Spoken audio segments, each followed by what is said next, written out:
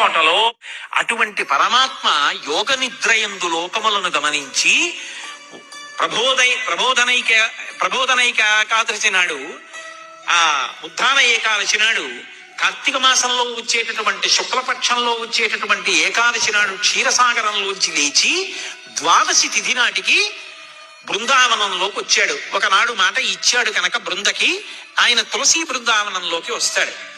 అందుకే ఆ రోజున ఆరాధన, విష్ణు సహస్రనామ స్తోత్ర పారాయణం, దీపాలు పెట్టడం అన్నీ కూడా క్షీరాబ్ది ద్వాదశి అని ఆ తులసి చెట్టు దగ్గర చేస్తారు.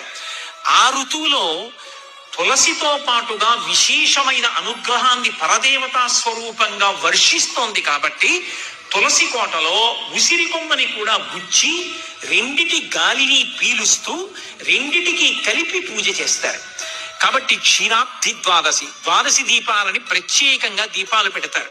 తులసి కోటలో అటువంటి పరమాత్మ యోగ నిద్రయందు లోకములను గమనించి